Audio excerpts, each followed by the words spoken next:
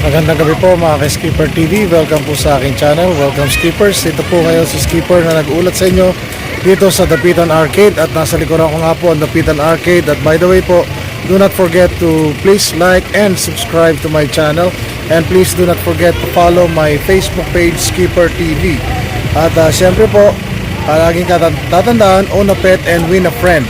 So ngayon po, samahan nyo ako dito sa Dapitan Arcade na kung saan po ay napakaganda at nagkumukutita po ang buong gabi natin. Ayan po, napakaganda po rito, kaya po yung mga gustong humabol bago po mag-December, narito po, pumunta kayo dito sa Dapitan Arcade at sigurado po marami kayong mapipiling mga pamaskong dekorasyon or decorations at kung ano-ano pa na pwede ninyong i-customize sa inyong bahay na ayon sa inyong taste. Ano po? So tara na, samahan niyo po ako. Salamat po. Sa gabi po na to ay matutunghayan ninyong lahat mga giliw kong taga-subaybay ang kung ano mga kaganapan po ngayon dito sa Dapitan Arcade. Na totoo naman pong napakaganda po, sa totoo lang. Ito po ay isang parang tinsel town. Kasi talaga pong kahanga-hanga po ang kagandahan, lalo na po yung mga kumukutitap na mga Christmas lights, iba-ibang itsura po nila, iba-ibang kulay. At yung mga decorations po, Christmas decors, home decors, higit sa lahat po yung mga Christmas decors, ito po napakarami po. Totoo lang, napakamura, affordable, yung iba medyo pricey din, pero kumbaga pwede nyo pong tawaran. Ano po, yun po kagandahan nito, at talaga pong napaka kumikinang at kumikislap ang gabi. Napakaliwanag po, napakaganda po dito sa Dapitan Arcade. Napakarami pong tao. Ngayon po ay around 6 o'clock to 6:30 po pumunta ako dito. At totoo pong madilim na kasi nga po bare months na, especially November na po ngayon, almost second half na po ng November. So ang tendency po ay talagang siyempre madilim na. Mas mabilis nang dumili, mas mahaba ng gabi, ano po? Ngayon, ang dami pa rin pong tao dito. Busy po itong lugar na to. Kasi siyempre nga po, talagang dinadayo po ito ever since matagal na, no? At isa pa po dyan, ay isa ito sa mga highlight po ng Quezon City, itong lugar na ito, ano po? Marami kayo talagang pagpipilian, lalo na po ngayon. Ang first time na ako po ay nag-update sa inyo, kung di ako nagkakamali, ay sometime August this year. August po yun. Tapos sinundan ko po ng September na. So pumasok na yung September para po makita natin yung updates po tungkol dito sa Dapitan Arcade. So yung unti-unting pagdami ng mga tao, hindi ko po muna binalikan yung mga nakaraan, pero ang mahalaga po nito yung magiging comparison po before and after ngayon. Ano po, then and now. Ayan, tignan nyo po naman, napakaganda po ng mga display. Ito po yung meron po dyan mga reindeers na saksakan ng ganda ng mga kulay. Tapos po may mga dancing santas na life size ang height nila. Ayan po, iba-ibang tsura po nila, no? Pwede nyo ilagay sa inyong mga gate or sa pagpasok ng pinto, magiging siya para mag-greet sa mga visitors nyo. Ayan, napakaganda, sobra. Grabe po. Sa totoo lang po, talagang kahanga-hanga po yung mga displays po ngayon. Ayan, may mga gifts pa, may mga Christmas tree, may mga stars na iba-ibang itsura. Tingnan nyo na may mga Christmas tree, napakaganda po ng kulay. Ayan po, mga pink, may blue, may yellow. Oo, talagang magliliwanag po ang inyong garden, ang inyong bakuran dito sa highlight na to kung saan isino-showcase. Ayan po, iba-ibang sizes po ng mga reindeers. Ayan po yung mga parol natin, yung mga lantern natin, yung mga gift natin, yung mga box ng nagkakasayaan pa yung mga bata po sa loob. Sa murang edad po, sila po yung na-expose na sa business strategies ng kanilang parents. Maganda po yun. Ayan.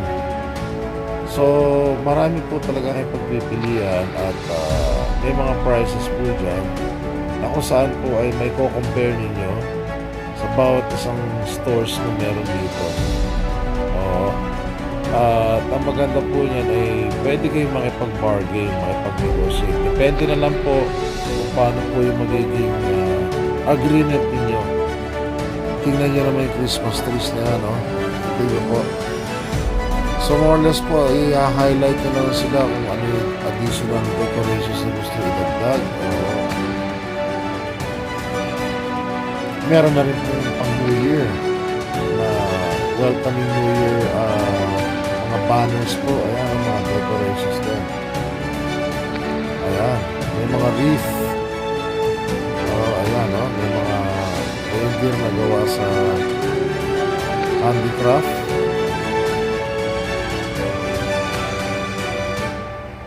Or handcrafted, sorry. May mga Christmas balls po. Ayan, dami, ang ganda. Mamimili po kayo. Meron po dyan, kadalasan po dyan parang package na per box or per piece ang gusto niyo. Pero mas makakamura kayo more or less pag per box. By dozen, mga ganyan. Ayan po, may ibang klaseng style pa po ng Santa. Tapos ito, para sa mga ano ninyo, ayan, yung ilaw na yan, napakaganda po niya, no? O, may mga hanging Santa, kunwari, lalagay sa may bintana nyo. Sa totoo po, yung mga tao po dito, amazed na amazed. Talagang totoo po. Sa totoo lang po, hindi po magkandamayaw kung anong bibilin, kung anong ilalagay sa kanilang mga bahay. Ayan, no? Pati po yung mga Christmas lights, sobrang amazing po. At meron pa rin po siyempre mga home decors na ayan, no? Mga handcrafted po yan, lahat.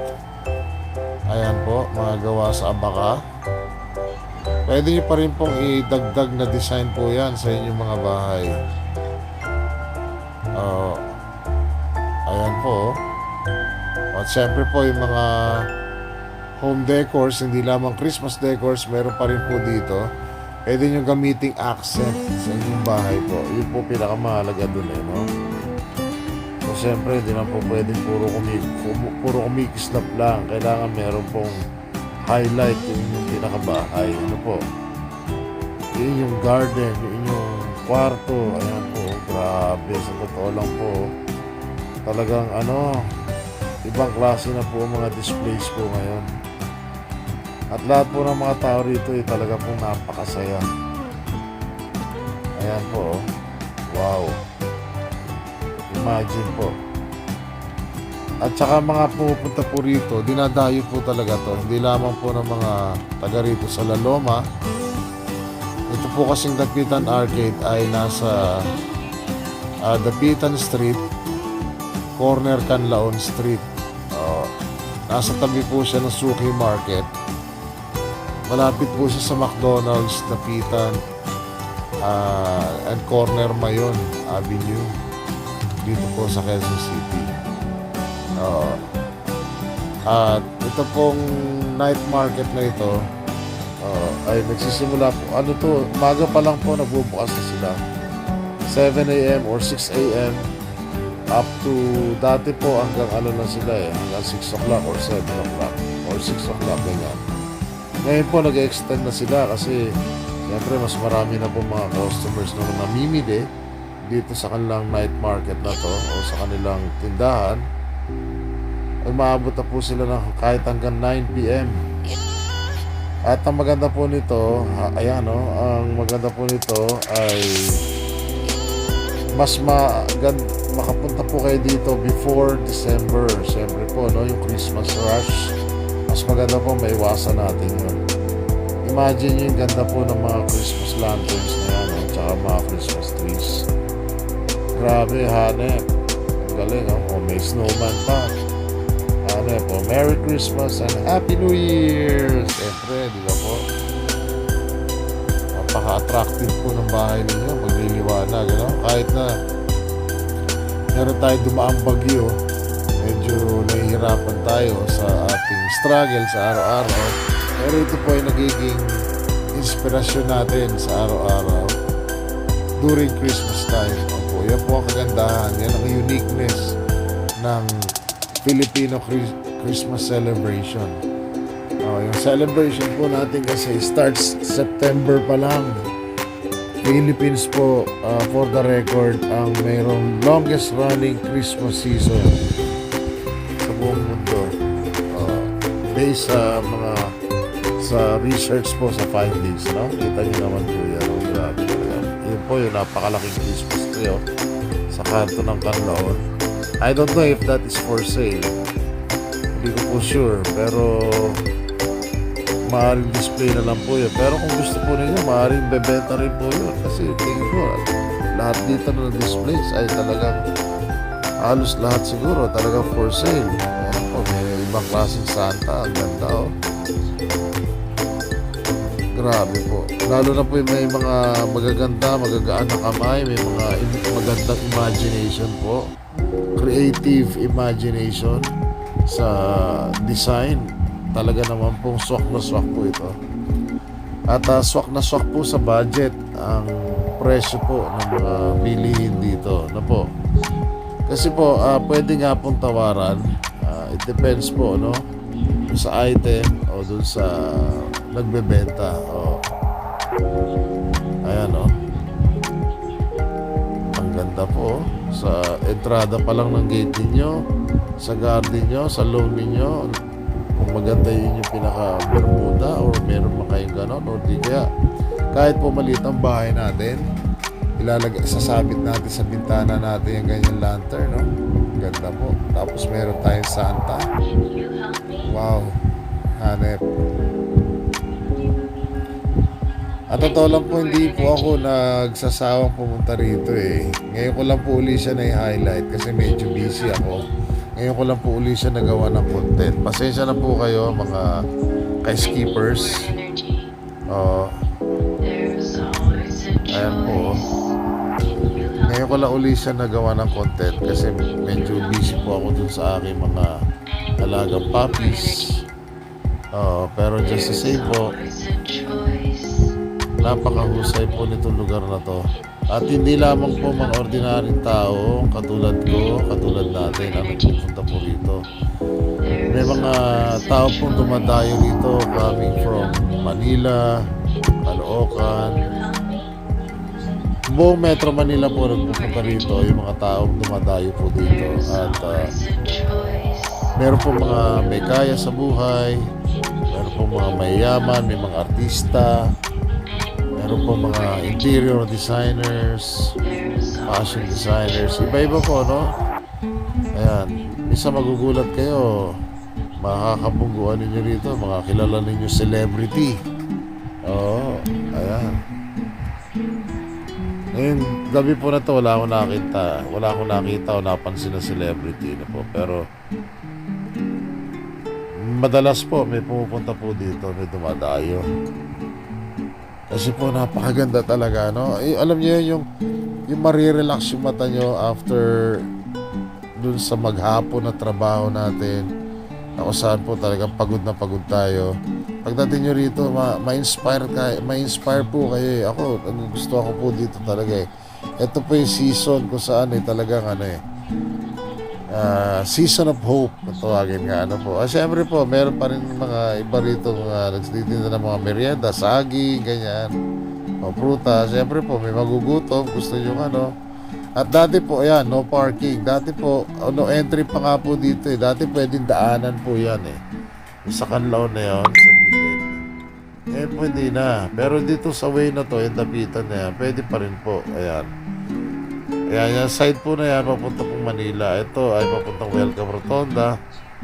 Ayan, pinagagalingan po ng truck na yan. Ayan po yung galing ng Banawe. Ayan. Itong buong corner na to, pati sa labas po ng kalsada. Actually po, hindi na nga po pumasok sa loob ng Dapitan Arcade. Dito muna ako kasi masyado pong maraming tao sa loob. Pero sa susunod po, i-feature ko yung pati loob, iikutan ko po lahat yan. At talaga pong busy street ito. This is the time of the year kung saan po talagang lahat po ay nagsishopping dito. Gaganahan po talaga kayo. Kaya po ini-invite ko po kayo mga giliw kong skippers na dumayo dito, pumunta kayo. Try nyo lang po, tingnan ninyo kung papanood ninyo itong aking vlog. para po makita ninyo ang beauty, ang kagandahan nitong gabi, araw-araw dito sa Dapitan Arcade. Opo. Ayan po siya. Nakaka-inspire po talaga at napakaganda. Mawawala po pagod nyo. Pero one thing na na-notice ko po dito, lahat ng mga displays ay isa na halos. Parol, Christmas tree, lanterns, ganyan, Santa Claus, mga Christmas balls. Pero isa lang po napansin ko na may nakakaibang display, which is original po sa mga Catholic tradition. Yung pong manger scene. Ano po, meron pong isa lang, kaya papakita ko. Ito po yung sinasabi ko sa inyo, manger scene. O yung Belen kung tawagin po natin. Ano? Napakalaki pa po kaya nakuha kagad attention ko. Ano po? Napakaganda ng setup, nandun siya sa pinakataas. Kitang-kita, ano po. At napakaliwanag. Opo. So sa lahat-lahat po ng displays dito, siya lamang po yung naiiba. Siya yung original para sa akin po. No? Sa paniniwala ko, siya po yung original. Kasi siya talaga yung nagpapakita, naglalarawan ng tunay na Pasko. Yung manger scene. Pagkakaalam ko po niyan ay si Saint Francis of Assisi po ang nag-reenactment niyan nung siya'y nabubuhay pa. Yung manger scene. Yung Belen. Tapos po ay sabi nung kanyang mga brothers, yung mga tao na witness nila na yung karga-karga niyang baby Jesus or infant Jesus na isang statue o rebulto, parang gano'n, isang representation o manika ay naging tunay na bata. Siyempre po, hindi naman po pwedeng sabihin nila yun na nambobola lang sila, na hindi nila talaga nakita. Ano po, ayan po, sinasabi ko sa iyo, motorcycle no more entry or no entry. Ito pong way na to before ay pwede po pundaanan yan. Pagka po tapos na yung Christmas season, ito kalsadang to, dadaanin po talaga to, galing kayo dun sa taas, sa may Lourdes Church. Canlaon Street po ito eh. Dire-diretso kayo sa likod dito. Ito yung likod ng Suki Market. Mas harapan naman ng Dapitan Arcade. Ayan po, pwedeng daanan to. Pero by this time po, during this season of the year, sarado po ito dahil nakalagay na po dito yung mga paninda po ng ating mga kababayan para po dito sa Christmas event. Ito po, na napakaganda talaga ng mga display. Sobrang grabe, ang ganda po. Hanga po talaga ako. At syempre, no? Kung kayo po may budget, marami kayong mabibili. O kahit simple lang po, basta meron kayong may uwi, magagamit, may di-display sa inyong bahay para mag-represent po ng season, Christmas season, na kung saan ay talagang once a year lang po natin sineselebrate. So lahat po kayo ay ni-invite ko na makapunta po, sumaglit kayo, dumalaw kayo, sadyain niyo po ito. Ayan po, maganda po para sa ano ninyo, sa may pinto, no? Pagbungad po ng mga bisita niyo, makikita napakaganda po. Tapos ayan po yung mga iba pang displays, binalik ko na uli. Dumaan uli ako dito para once again makita ninyo yung kung meron kayong na miss out, na napasan natin, edi nyo makita uli. So more or less po magkakaroon kayo ng idea kung ano po yung mga posibleng mabili ninyo, kung ano yung display na mataypan ninyo, makonsultahan nyo para po sa inyong Christmas decors. Opo, ayan. At ito po yung sinasabi ko sa inyo, kalsada na sinara na. So tendency ng sasakyan liliko na sa likod ng Suki Market. Hindi na po makakadiretso dito. Ayan, kasi no entry na. Ayan. Maragay lang motorcycle no entry, pero syempre mismo sasakyan di na po kakasya, no? At hanggang doon po sa gilid, palibot po nung barangay, saka ng gym dito po sa Dapitan, sa labas, kalsada, meron po sa loob ng mismong Dapitan Arcade. Meron kayong mapupuntahan, mapagpipilian. Sana po ay ikutan ninyo lahat, dalawin ninyo lahat. Malay nyo, mas mura dun sa iba, dun sa ibang gilid-gilid. na hindi masyado napupuntahan ng tao, ano po. At I encourage you all, ito po yung Suki Market, ayan ang likuran ng Suki Market, sinasabi ko sa inyo. Opo, ayan siya.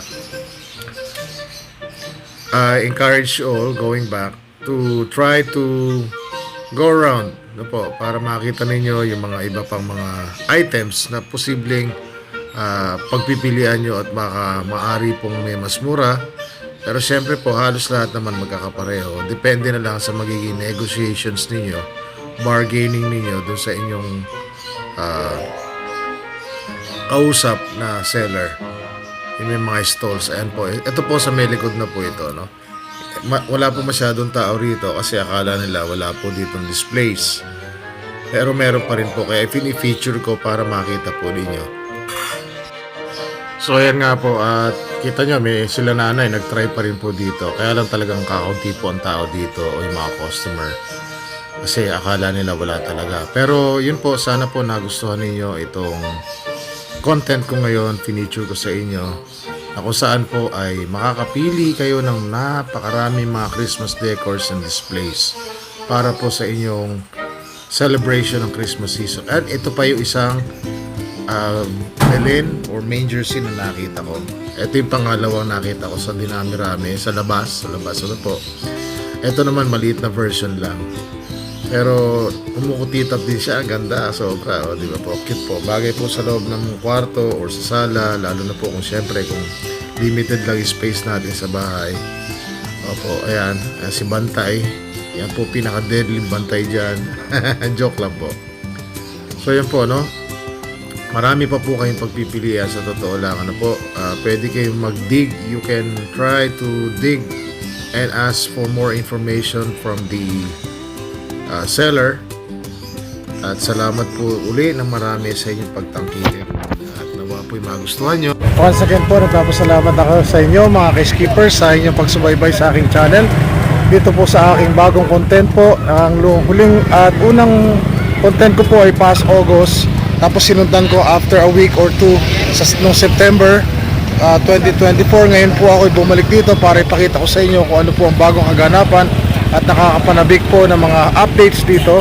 At makikita ninyo sa akin likuran, napakaganda po talaga ng mga decorations, Christmas decors at kung ano-ano pa. So salamat po na marami. If you like my content, please subscribe and comment down below. And please do not forget to follow my Facebook page, Skipper TV. Marami po salamat. Own a pet and win a friend. Goodbye po.